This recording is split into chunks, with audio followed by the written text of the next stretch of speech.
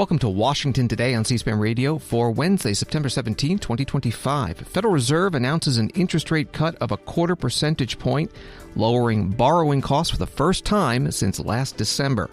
The newest Fed governor voted for a bigger cut, Stephen Miran, who has taken a leave of absence from his job as chair of the White House Council of Economic Advisors. U.S. House begins work on the federal government funding extension to prevent a shutdown at the end of the month, debating and voting on a resolution that sets the rules for House floor debate on the funding measure itself. Former director of the Centers for Disease Control and Prevention, Susan Monarez, tells the Senate Health Committee that she was fired by Health and Human Services Secretary Robert F. Kennedy Jr. for refusing to provide blanket approval for changes to vaccine recommendations not supported by science. She says, even under pressure, I could not replace evidence with ideology. President Donald Trump and First Lady Melania Trump welcomed for their state visit to Great Britain by the King and Queen with a carriage ride on the grounds of Windsor Castle, a military parade, RAF flyover, a children's choir, and a lavish banquet. FBI Director Kash Patel testifies before the U.S. House Judiciary Committee about the Epstein files and politically inspired violence. And former President Barack Obama discusses the current political climate after the murder of conservative activist Charlie Kirk. That and more coming up on Washington Today. Story from Reuters. The Federal Reserve cut interest rates by 0.25 percentage point on Wednesday and indicated it will steadily lower borrowing costs for the rest of this year, as policymakers responded to concerns about weakness in the job market in a move that won support from most of President Donald Trump's central bank appointees. Only new Governor Stephen Miran, who joined the Fed on Tuesday and is on leave as the head of the White House's Council of Economic Advisors, dissented in favor of a 0.5 percentage point cut. The rate cut, along with projections showing 2 more 0.25 percentage point reductions, are anticipated at the remaining 2 policy meetings this year, indicate Fed officials have begun to downplay the risk that the administration's volatile trade policies will stoke persistent inflation and are now more concerned about weakening growth and the likelihood of rising unemployment. That was from Reuters. Federal Reserve Chair Jerome Powell made the announcement at his news conference in Washington. While the unemployment rate remains low, it has edged up. Job gains have slowed, and downside risks to employment have risen. At the same time, inflation has risen recently and remains somewhat elevated. In support of our goals and in light of the shift in the balance of risks, today the Federal Open Market Committee decided to lower our policy interest rate by 0.25 percentage point. We also decided to continue to reduce our securities holdings. Federal Reserve Chair Jerome Powell. A reporter asked him about possible future interest rate cuts. Nick Timmeros of the Wall Street Journal. Chair Powell, do economic conditions and the balance of risks no longer warrant a restrictive policy setting? So I don't think we can say that. What we can say is this, that over the course of this year, we've kept our policy at a restrictive level, and people have different views, but a clearly restrictive level, I would say. So, and we were able to do that over the course of this year because the labor market was in very solid condition with strong job creation and all those things. I think if you go back to April and now look at the revised job creation numbers for May, June, July, and August, I can no longer say that. So what that means is that the risks were clearly tilted toward inflation. I would say they're moving toward equality. Maybe they're not quite out of equality. We don't need to know that. But we do know that they've moved meaningfully toward greater equality, the risks between the two goals, and that suggests that we should be moving in the direction of neutral, and that's what we did today. Under what circumstances would a larger than 25 basis points rate cut be warranted, and how seriously was that option entertained at your meeting this week? There wasn't widespread support at all for a 50 basis point cut today. You know, I think we've done very large rate hikes and very large rate cuts in the last 5 years, and you tend to do those at a time when you feel that policy is out of place and needs to move quickly to a new place. That's not at all what I feel certainly now. I feel like our policy has been doing the right thing so far this year. I think we were right to wait and see how tariffs and inflation and the labor market evolved. I think we're now reacting to the much lower level of job creation and other evidence of softening in the labor market and saying, well, those risks are maybe not fully balanced, but moving in the direction of balance now. And so that warrants a change in policy. Fed Chair Jerome Powell at his news conference at Fed headquarters in Washington, D.C.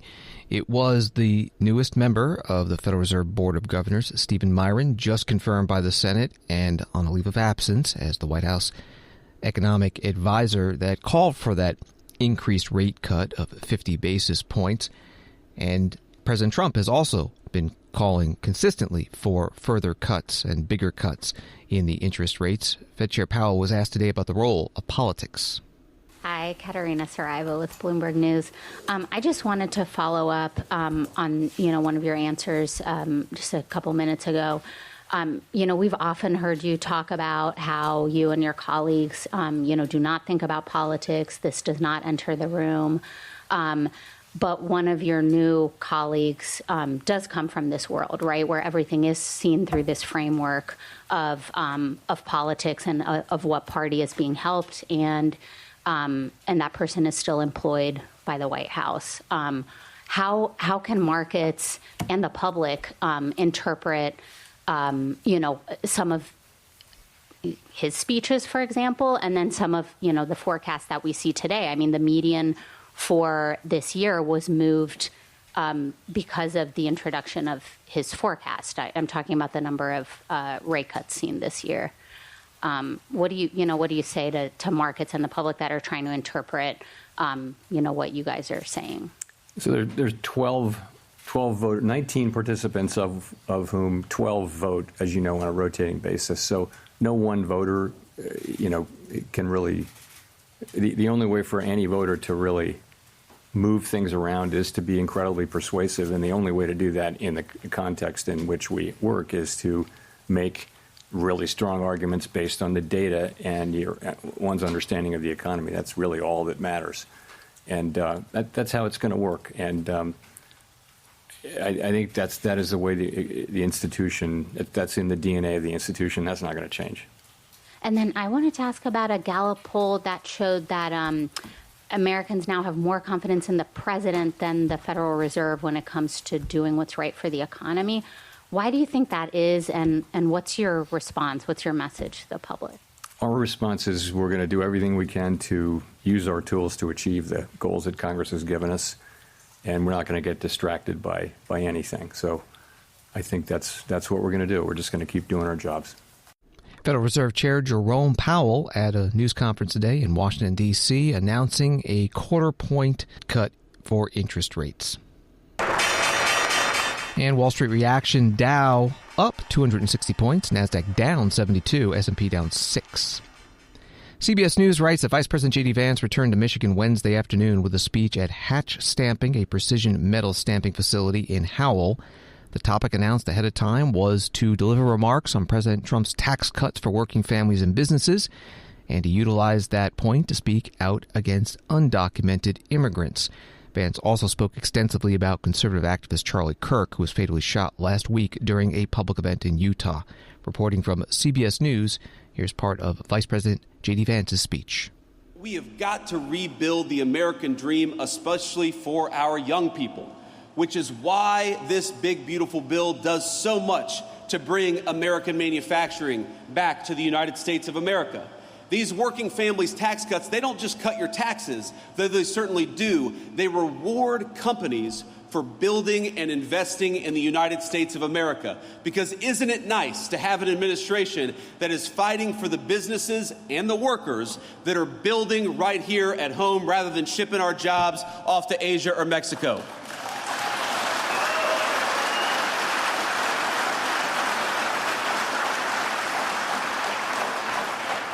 We fought for no taxes on overtime and no taxes on tips because we want you to keep more of your hard-earned money.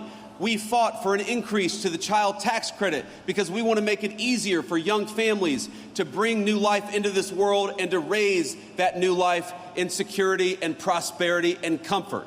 The working families tax cut is not just a big 1,000-page bill. It is an important part, maybe the most important part, to restarting the American dream in this country.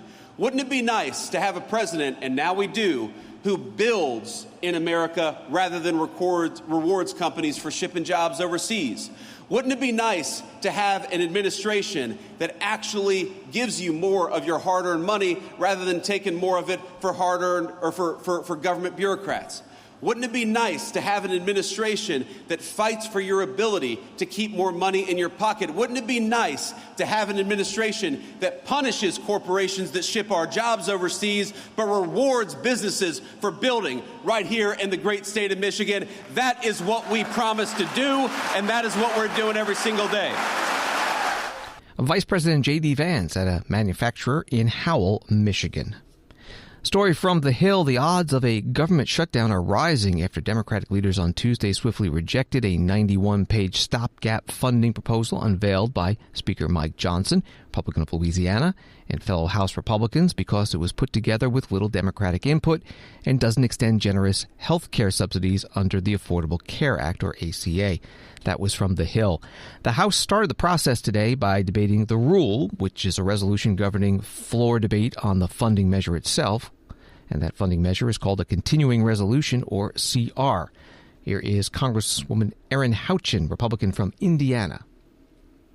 Passing a continuing resolution is never our first choice. But as Chairman Cole said last night, real progress is being made, and he's encouraged by this year's appropriations process. The House has already approved 60% of government spending, and the Appropriations Committee has finished its work at the committee level. Chairman Cole and every member of the Appropriations Committee deserves credit for the long hours of work that have already been done and the progress that has been made. Following this good example under the leadership of Leader Thune and our Senate Republican colleagues, they've also advanced appropriations measures on the Senate floor, something Senate Democrats failed to do in the last appropriations cycle when they controlled the chamber. Though a CR, a continuing resolution, is not ideal, this year we're further ahead than we've been in a long time. We cannot allow a government shutdown to derail the important work of the Trump administration. As Chairwoman Fox said last night, this short-term CR gives our appropriations colleagues the time they need to keep negotiating and work toward bipartisan funding bills that fulfill our priorities to the American people. There have been plenty of debate about what is and what isn't in the CR. But our priority must be keeping this process moving forward and avoiding the chaos that a government shutdown would create. If our colleagues on the other side of the aisle really care about our military, about law enforcement, about our federal workers, they'll join us in keeping the government open. Congresswoman Erin Houchin, Republican from Indiana, on the House floor as the House is considering the rules for debate for the CR, the government funding extension. Congressman Jim McGovern, Democrat from Massachusetts, is the ranking member on the Rules Committee. The American people are already drowning in a cost of living crisis, one fueled by Donald Trump and the Republican economic policies. Their big, ugly bill didn't just raise costs for housing, groceries, and utilities. Its cruelest blow was to health care. They made the largest cut to Medicaid and the Affordable Care Act in American history, kicking millions of working people off their coverage.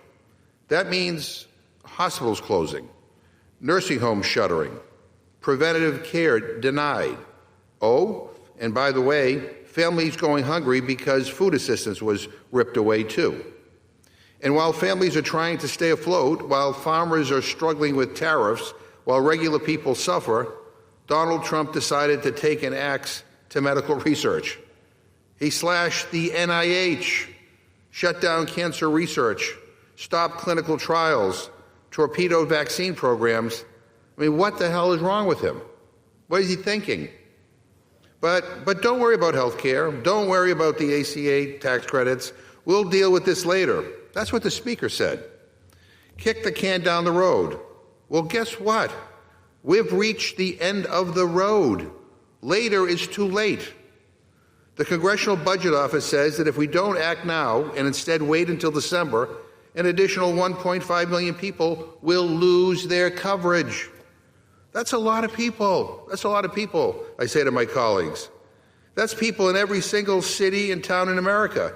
Premiums will climb even higher. Families will start getting cancellation notices in weeks. And open enrollment starts November 1st. So this is something we need to deal with now. So here's the message to Republicans. Work with us. Fund the government, protect health care, stop writing bills for the rich and powerful, and start working on solutions to everyday problems that people have.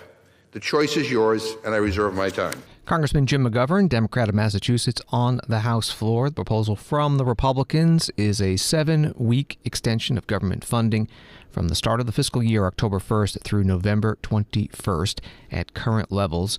And Democrats have proposed adding some money dealing with the Affordable Care Act, as Congressman McGovern mentioned. They were debating the rules for debate today, and if that passes, the House expected to debate and vote on the continuing resolution on Friday. The Senate Majority Leader John Thune, Republican of South Dakota, told reporters earlier this week he would like the Senate to pass the CR this week, as well as Congress is expected to be out next week for the Jewish holidays. Again, the deadline to avoid a government shutdown is the week after, September 30th.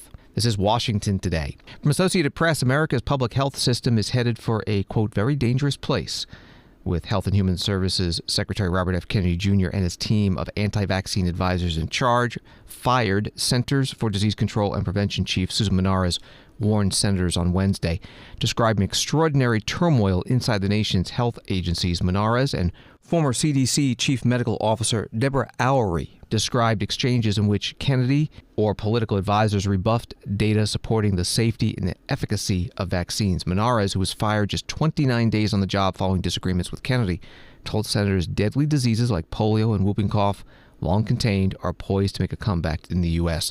That was from the Associated Press article. The hearing was held by the Senate Health, Education, Labor, and Pensions Committee. Here's part of Susan Monarez's opening statement. Vaccine policy must be guided by credible data, not predetermined outcomes. As I wrote in my September 4th Wall Street Journal op-ed, I agree with President Trump. We should not hesitate to ask for proof about our vaccines. And I also agree with his most recent comments that vaccines are not controversial because they work. Demanding evidence is exactly what I was doing when I insisted CDC recommendations be based on credible science. I was never misaligned with the administration priorities. The goals Secretary Kennedy recently cited publicly, protecting the public from threats, building infrastructure, modernizing systems, investing in the workforce, and enhancing scientific rigor were the same priorities I articulated at my confirmation hearing and began advancing during my short tenure. I remain supportive of those priorities. The question is whether they can be achieved without the expertise required at CDC. Regarding trustworthiness, I cannot define that word for Secretary Kennedy. I made commitments to this committee that I would lead with integrity, transparency, purpose, and work with Congress to maximize health outcomes and protect the American people. Secretary Kennedy told me he could not trust me. I had refused to commit to approving vaccine recommendations without evidence, fire career officials without cause, or resign, and I had shared my concerns with this committee. I told the secretary that if he believed he could not trust me, he could fire me. The next day, I was told I still had my job, but the secretary's expectations remained: approval of ACIP recommendations and dismissal of career scientists. I would not commit to that, and I believe it is the true reason I was fired. Former CDC Director Susan Monarez before the Senate Health, Education, Labor, and Pensions Committee, part of her opening statement. The committee chair, Bill Cassidy, Republican of Louisiana, asked her about what Health and Human Services Secretary Robert F. Kennedy Jr. said about her termination, and also asked the other witness about the Vaccine Advisory Committee meeting this week. Secretary Kennedy told the Finance Committee that he did not ask you to pre-approve, but that you were biased against the new ACIP, and he just asked you to keep an open mind. Did he cite any data or science as relates to the potential ACIP recommendations to persuade you to support them? He did not have any data or science to point to. As a matter of fact, we got into an exchange where I had suggested that I would be open to changing childhood vaccine schedules if the evidence or science were supportive. And he responded that there was no science or evidence associated with the childhood vaccine schedule. And he elaborated that CDC had never collected the science or the data to make it available related to the safety and efficacy. To be clear, he said there was not science or data, but that you still expected you to change the schedule. Correct. Okay. Dr. Oury. Dr. Monarez has just said the secretary directed her to accept vaccine recommendations without seeing them and for which there is no science. Related to tomorrow's ACIP meeting, who decided what would be on the agenda? So I don't have great visibility into that. I know the senior advisor and HHS counselor worked with our staff and the designated federal official and proposed items. Okay. And who is the senior counselor? The senior advisor is Stuart Burns, and the HHS counselor is Ren Archer. And those are political appointees answerable to the secretary? Yes. Is that the way does normally the cabinet secretary or political staff set the agenda for a scientific meeting?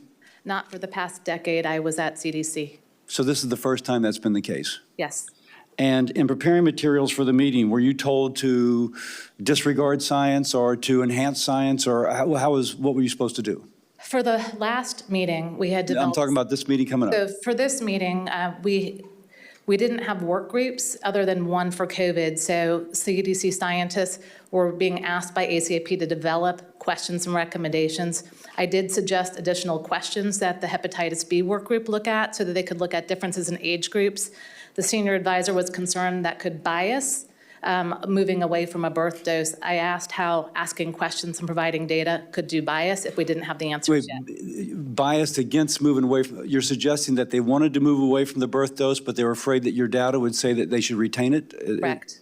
Senator Bill Cassidy, Republican from Louisiana, the Health Committee chair, questioning former CDC Director Susan Monarez and former CDC Chief Medical Officer Deborah Oury. Senator Cassidy is a doctor, as is another committee member, Senator Rand Paul, Republican of Kentucky, who, as a Hill article reads, grilled her about the efficacy of COVID-19 vaccines and the need for newborns to get a hepatitis B shot. And when Paul argued that evidence did not support the CDC recommendations, Monarez disagreed. That was from the Hill. Here's part of that exchange. So you resisted firing people who have this idea that the COVID vaccine should be at 6 months. That's what this is about. You didn't resist firing the perfect, beautiful scientists that are career people and unobjective and unbiased. You wouldn't fire the people who are saying that we have to vaccinate our kids at 6 months of age. That's who you refused to fire.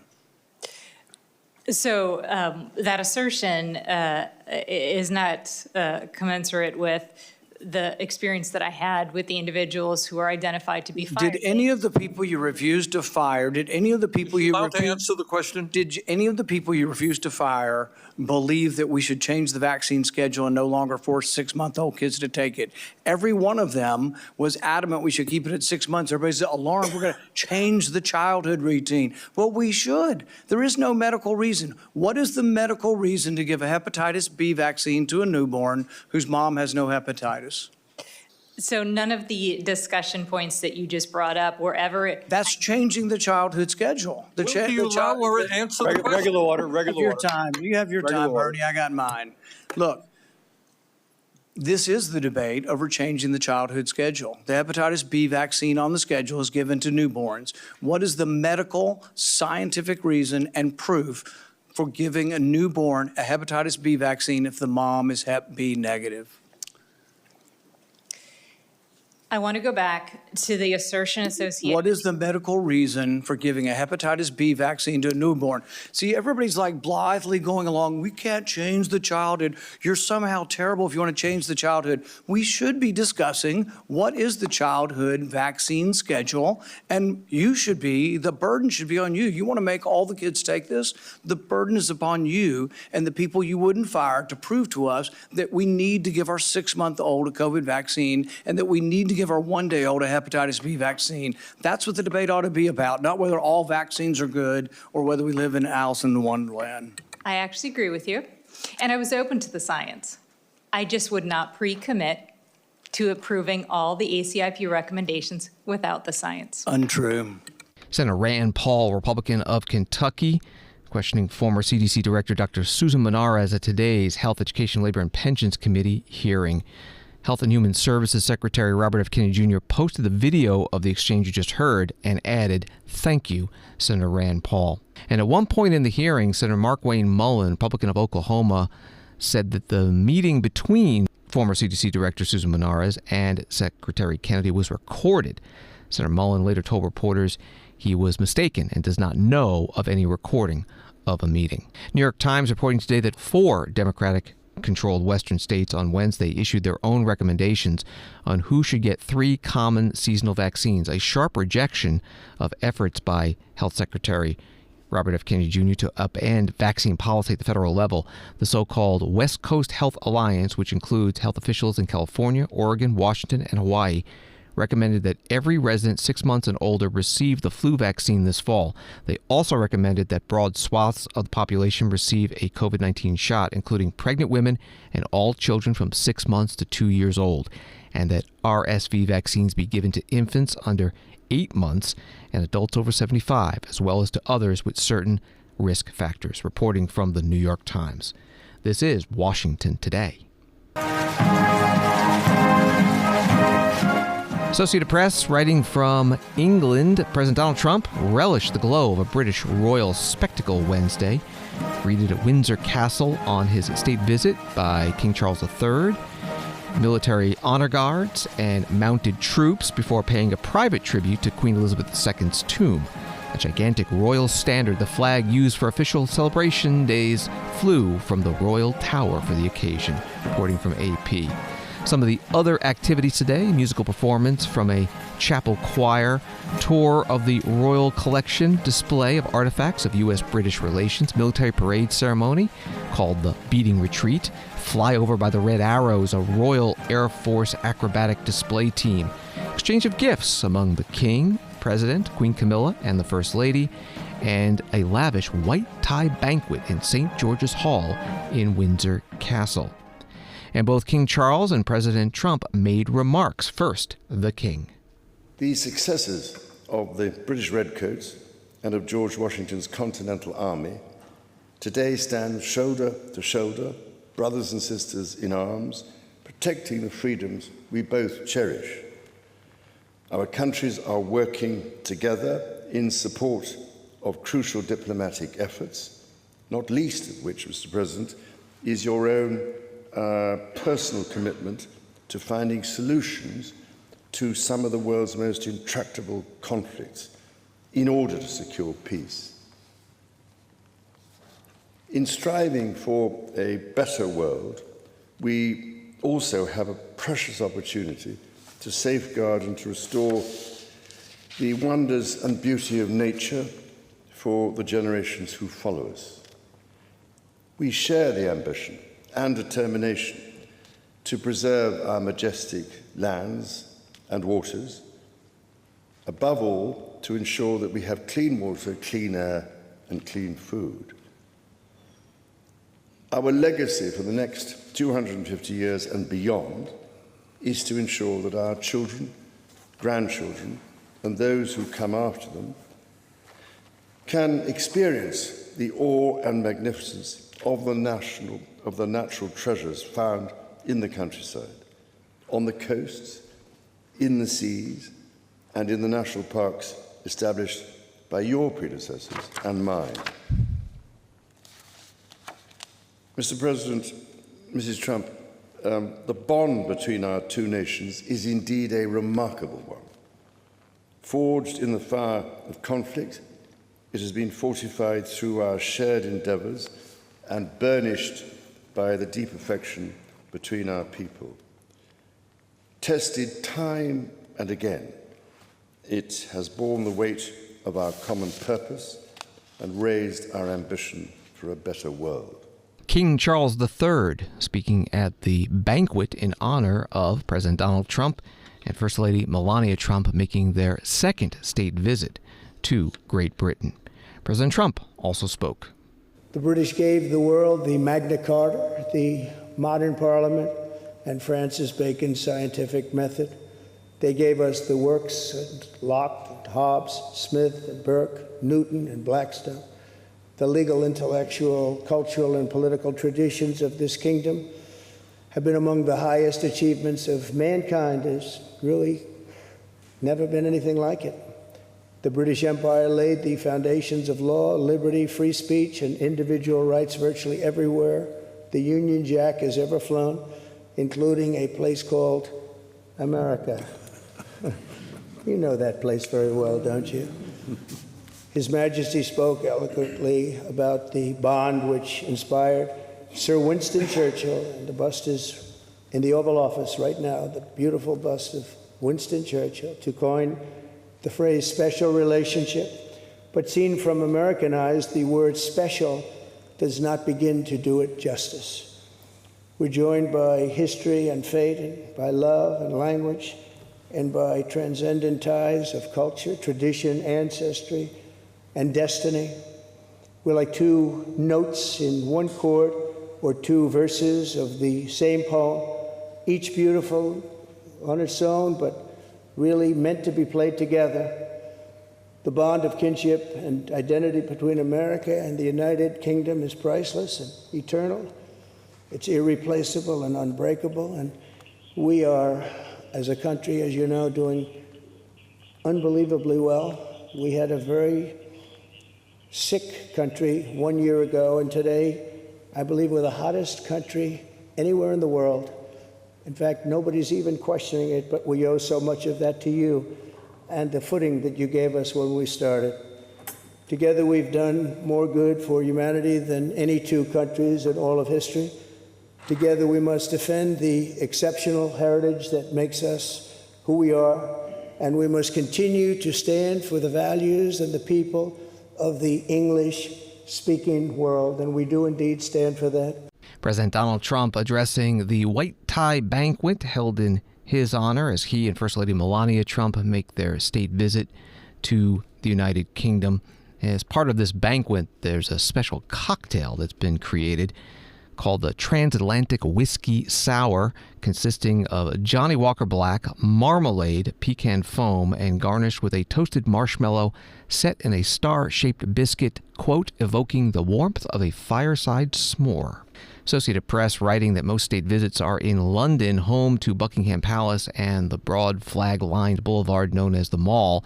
But this one is in Windsor, a historic town of just over 30,000 people, about 25 miles west of central London.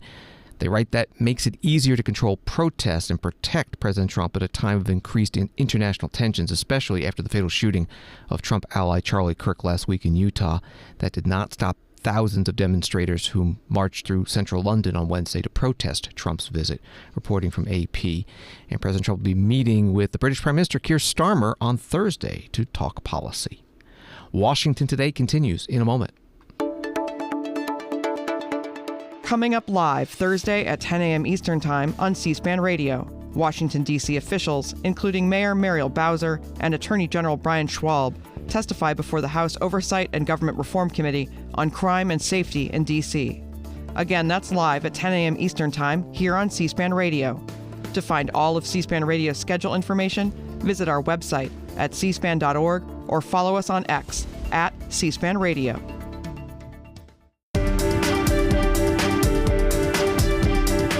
Welcome back to Washington Today, available as a podcast on the free C-SPAN Now mobile app and wherever you get your podcasts. FBI Director Kash Patel testified today before the House Judiciary Committee that follows his appearance before the Senate Judiciary Committee on Tuesday. NBC News describing the House hearing as fiery and writing he's facing questions about Jeffrey Epstein's case from Democrats as well as about political violence in the wake of Charlie Kirk's assassination. Congresswoman Pramila Jayapal, Democrat from Washington State, asked Director Patel about Epstein. After the director said again today there is no credible information that Jeffrey Epstein trafficked women and underage girls to anyone but himself. You appear to say that the survivors were not credible. These are survivors. That's not at all what I said. Okay, great. I'm going to ask you this in a second, but let me tell you about the survivors, and let's bring them up here into the room. These are women who came to the Hill and testified that they were groomed and raped at the age of 14 and 16 years old, and they called to meet with the president and to meet with the FBI and to have people investigate their claims. Some of them have never testified before. If you are so interested in getting the public to submit any information, why have you not met with them? You said you haven't met with them. Have you met with them? I'll give you one more chance. My job as the FBI director is to invite all investigative leads. Is the answer yes or no to whether or not you met with these women who were sexually abused and raped?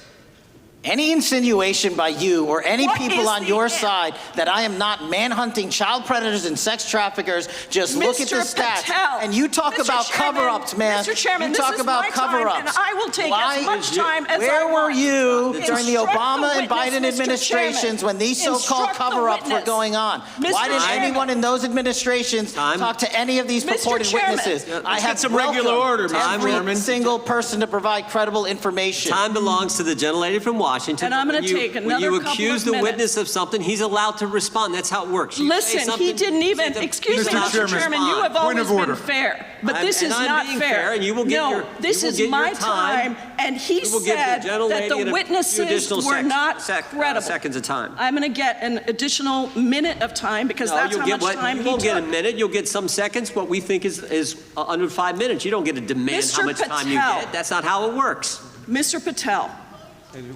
are the victims of the Jeffrey Epstein horrific trafficking ring, are they credible? Any person with information about ongoing sexual trafficking. I'm asking you if they're credible. Ma'am, I'm commenting on the evidence we have.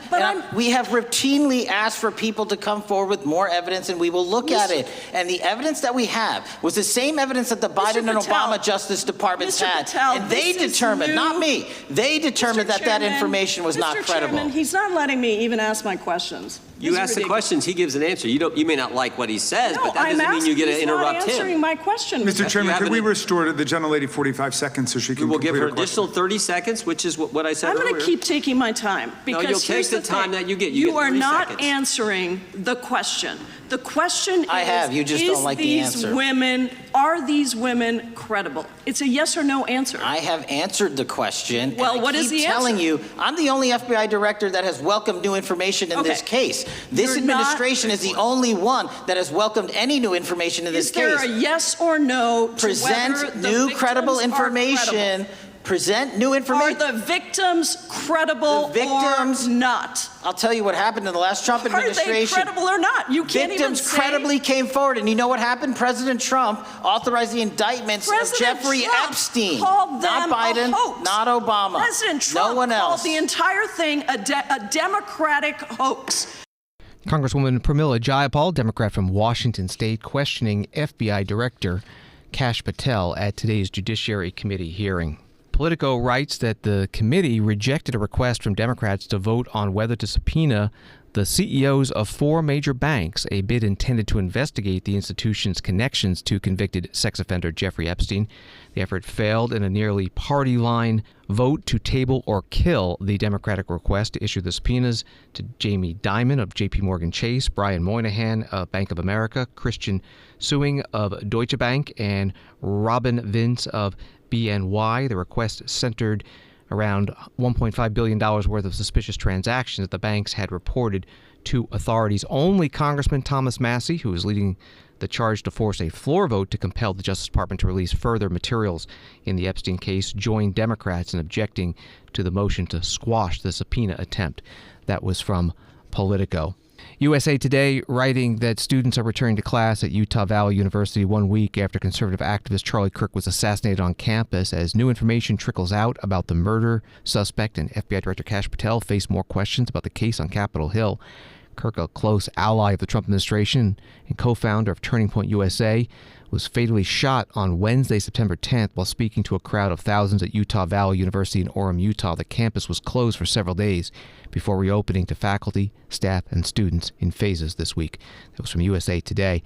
At today's Judiciary Committee hearing in Washington, Congressman Gerald Nadler, Democrat from New York, asking Director Patel about political rhetoric and political violence. In the wake of the tragic murder of Charlie Kirk, Donald Trump said, quote, "Violence and murder are the tragic consequences of demonizing those with whom you disagree, day after day, year after year, in the most hateful and despicable way possible," close quote.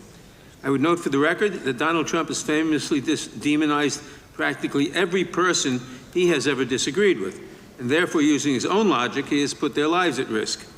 I should know Donald Trump continuously puts my life in danger. About 2 weeks ago, when I announced my decision not to seek re-election, many people on both sides of the aisle, including the chairman, offered me well wishes and thanked me for my service. Donald Trump, on the other hand, took to Truth Social to call me a, quote, psychopathic nut job, among other things. Yesterday, I received a threatening note filled with anti-Semitic comments and hateful attacks that mimic some of the same language used by the president. I am sure many of us on this committee face similar threats every day. We have seen political assaults on both the left and the right. The attack on Charlie Kirk, the attempted assassination of the president, the murder of the Democratic Speaker of the Minnesota House, the assault on Paul Pelosi, and the attack on the Capitol on January 6th, for example. Director Patel, do you agree that there is political violence from both the left and the right? There's too much political violence. Do you agree, yes or no, that there's violence? There is too much political violence based on ideologies from either side. From either side, okay. Are you aware of the study by the Cato Institute, a well-known conservative group, that found that 69% of the violence is from the right? I'm not familiar with that study. You're not familiar, okay. I would commend it to you. Are you aware the administration has threatened to use violence as an excuse to crack down on liberty and freedom of speech? Say that again, I'm sorry? Are you aware the administration has threatened to use violence as an excuse to crack down on liberty and freedom of speech? Nobody at the FBI is doing that. I didn't ask you about the FBI, I said the administration. I speak for the FBI. I would like to enter the record an article from today's New York Times titled, Trump invokes Kirk's killing and justifying measures to silence opponents. In the wake of Charlie Kirk's killing, President Trump and his allies have laid out a broad plan to target liberal groups, monitor speech, revoke visas, and designate certain groups as domestic terrorists. I ask unanimous consent to insert this into the record. Thank you. Congressman Gerald Nadler, Democrat from New York, questioning the FBI Director Kash Patel at today's Judiciary Committee hearing. A story from the New York Post. An FBI investigation launched in the wake of the 2020 election scrutinized nearly 100 Republican and GOP-aligned groups or people, including Turning Point USA, co-founded by slain conservative activist Charlie Kirk. Unclassified Bureau files released Tuesday show Senate Judiciary Committee Chairman Chuck Grassley, Republican of Iowa, published files related to the probe, codenamed Arctic Frost, during a panel hearing, saying the records revealed Arctic Frost was much broader than just an electoral matter, and that the investigation expanded to Republican organizations. That was reporting from the New York Post. This came up at the House Judiciary Committee hearing today. Congressman Andy Biggs, Republican of Kentucky, questioning FBI Director Kash Patel. I want to refer to something that was said yesterday in yesterday's hearing by Senator Grassley. He said, it's well understood that your predecessor left you an FBI infected with politics. At your nomination hearing, he gave you records, made public records about whistleblowers regarding something called Arctic Frost. Arctic Frost was the FBI case opened and approved by anti-Trump FBI agent Thibault, and Arctic Frost became Jack Smith's elector case. The new records show that Arctic Frost was much broader than just an electoral matter. In fact, it was expanded to Republican organizations. Some examples of the groups that the Ray FBI sought to place under political investigation included the Republican National Committee, Republican Attorneys General's Association, and Trump political groups. In total, 92 Republican targets, including Republican groups, Republican-linked individuals, were placed under the investigative scope of Arctic Frost. On that political list for investigation was one of Charlie Kirk's groups, Turning Point USA. In other words, Arctic Frost wasn't just a case to politically investigate Trump. It was the vehicle by which partisan FBI agents and DOJ prosecutors could achieve their partisan ends and improperly investigate the entire Republican political apparatus. I'd ask that, Mr. Chairman, that document be administered. Without objection. So, I know that this may be under current investigation, but I wish to ask specific questions about this for just a moment. What search tools were used in Arctic Frost to view private communications of targets? I believe the traditional search tools, search warrants, lawful service of process, and the tools that the FBI has in our infrastructure systems, cybersecurity systems, and counterintelligence systems. But generally speaking, if I may, I want to use this to highlight the fact that I'm continuing my promise to work with Congress to produce documents simultaneously and also conduct ongoing investigations. I'm giving you as much as I can, and I'll give you more when I can. Thank you. Another question regarding that is, were there any directives from the Biden White House concerning the Arctic frost investigation? Were there any directives or communications from the Biden White House itself concerning the Arctic frost investigation? I'll just rely on what was turned over to date, sir. Okay. So I want to add here, the search warrants that were used included the seizing of a U.S. member of Congress, his phone. I think we all know who that was and how that was taken away and used for political purposes. Congressman Andy Biggs, Republican of Kentucky, questioning the FBI Director Kash Patel at today's Judiciary Committee hearing. You can find the full hearing at cspan.org. Ran multiple hours, as did yesterday's hearing before the Senate Judiciary Committee. We covered that one as well on the C-SPAN networks. Former President Barack Obama commenting on the assassination of conservative activist Charlie Kirk during remarks Tuesday night in Erie, Pennsylvania, an event hosted by the Jefferson Education Society. He was asked if the country is at an inflection point. He began by saying, regardless of where you are on the political spectrum, what happened to Charlie Kirk was horrific and a tragedy. And former President Obama said there are no ifs, ands, or buts about it. The central premise of our democratic system is that we have to be able to disagree and have sometimes really contentious debates without resorting to violence. He also criticized President Trump and members of that administration. When I hear not just our current president, but his aides, who have a history of calling political opponents vermin, enemies, who need to be targeted, that speaks to a broader problem that we have right now. And something that we're going to have to grapple with, all of us, whether we're Democrats, Republicans, independents. We have to recognize that on both sides, undoubtedly there are people who are extremists and who say things that are contrary to what I believe are America's core values. But I will say that those extreme views were not in my White House. I wasn't embracing them.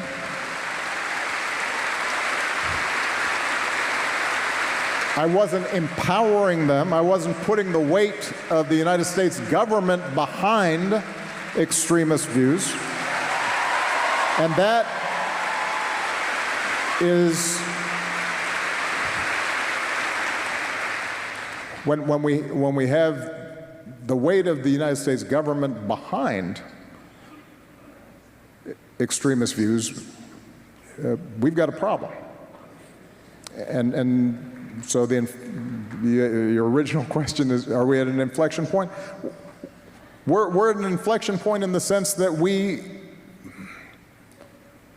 always have to fight for our democracy.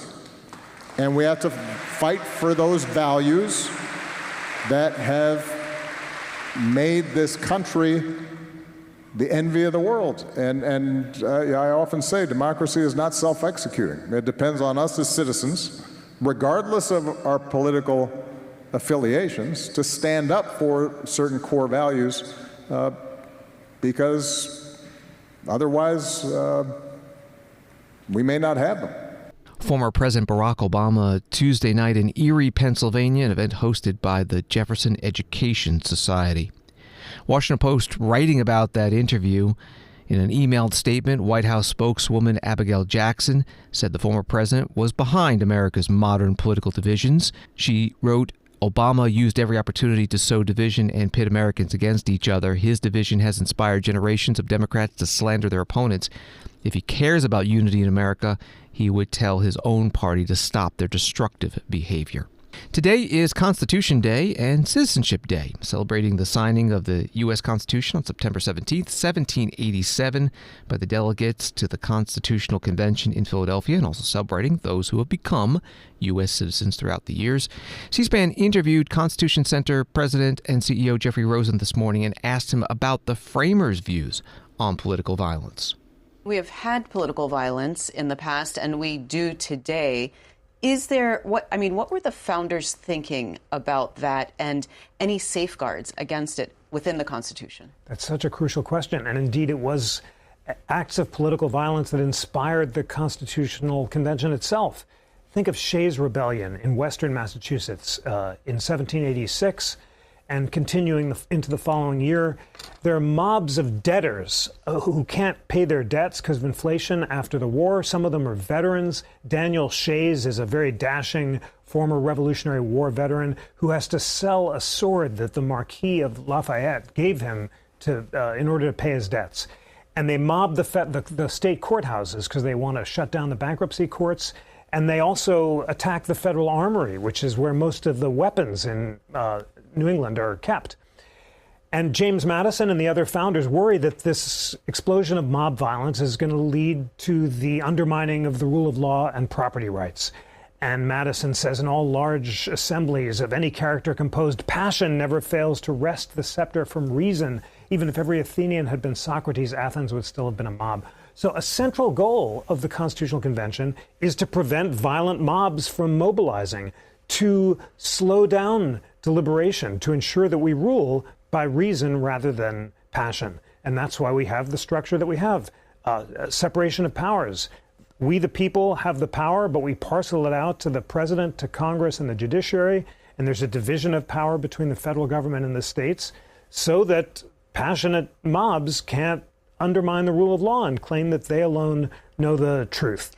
Constitution Center President and CEO Jeffrey Rosen on C-SPAN's Washington Journal program this morning on this Constitution Day and Citizenship Day. And finally, on Washington Today is Senator Chuck Grassley's birthday, Republican from Iowa, and he opened a Judiciary Committee hearing with judicial nominees. Senator John Kennedy, Republican of Louisiana, decided the chairman deserves a round of applause because he's 92 years old. Welcome, everyone. Mr. Chairman, may I be recognized? It's very unusual, but you could, I wouldn't want to tell you no. Mr. Chairman, the entire United States Senate would like to congratulate you on your birthday. Well, thank you. Which is today. Thank you. Hey, forget about it. Forget about it.